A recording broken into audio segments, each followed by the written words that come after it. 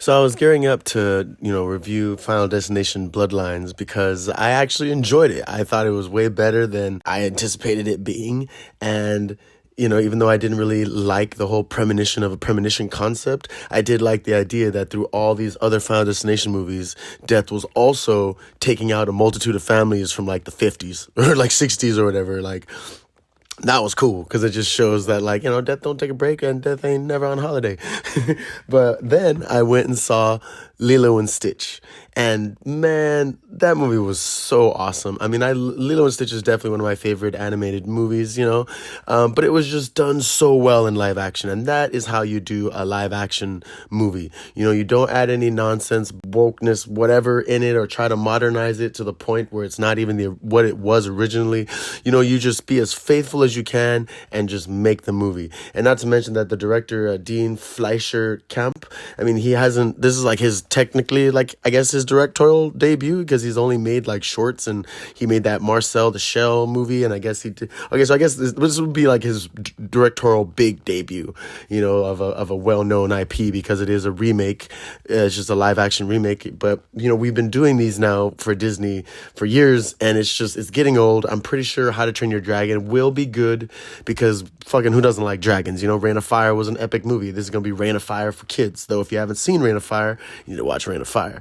But everything has been just shit, and Snow White was the nail in the chalkboard, or was the nail, pinned the tail to the donkey, which is the ass that is Disney right now, to, halt all their live action productions. And I am so glad that they didn't halt Lilo and Stitch, because it was perfect. Everyone that played their characters were great. What is it? Mia Kaluuya, Mia Kealuha, who played Lilo, was amazing. She was great. So, warm my heart to see her play the role so well and so naturally. It was great that they got Chris Sanders back, the voice of the original voice of Stitch. Zach Galifianakis and Billy Magnussen were great as Jumba and Pleakley. I mean, it was just great. Even the aliens in the beginning looked like fantastic. I mean, it was just a well done live action movie, and I couldn't love it more. There was nothing I didn't like about it, honestly. Minus, Cobra Bubbles was good, right? Courtney B. Vance playing the role of Cobra Bubbles, but it would have been awesome to have Ving Rhames play his own role in that as Bubbles. That would have been great. And I mean, I know he was just in Mission Impossible, so, obviously there were probably some scheduling conflicts, but still, if he was able to reprise that role, that would have been fantastic. But other than that, it was a fantastic movie. Sydney Agudong as Nani, she was beautiful. She portrayed that character, like the sister, pretty well. Super hot. It worked. But yeah, it was just like, this is how you do it, but I don't think we should, use this as like a stepping stone to just continue live actions, because again, Lion King and stuff like that was horrible. But this, the Jungle Book was better because it had a human in it. That's why I made the joke in one of my other videos about the Lion King, where it's like, if the Lion King had real lions in it, somehow that would have probably been so much better. If they just had real lions and just a funny voiceover of like the Lion King, but they would be having to do exactly what we'd have to train lions, like that old Roar movie status or whatever, where you just train lions and have it, be like an actual lion movie.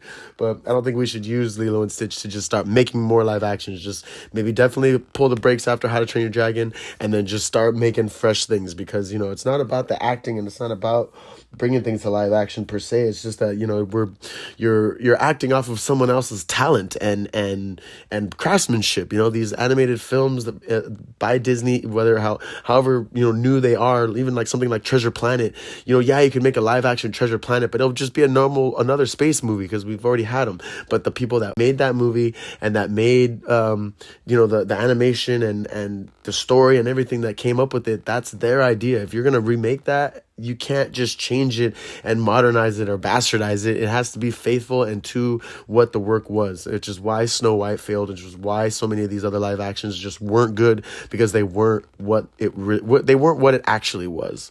And yeah, there might be that small minority of new woke, people that just want everything to be diverse and inclusive and all this stuff or whatever. But at the end of the day, you have to respect the IP and respect the story and the creature, the creation that was made, because if it wasn't for that, we wouldn't be remaking it in the first place. But But yeah, definitely watch Lilo and Stitch. Final Destination Bloodlines was good. Definitely enjoyed it. So, either one, if you were trying to go see a movie this weekend, both of them will be entertaining. Yeah, hands down, entertaining. But yeah, this has been Ghost in the Craig. Thank you so much for tuning in. Like, share, and subscribe. And I will catch you guys in the next video. Peace.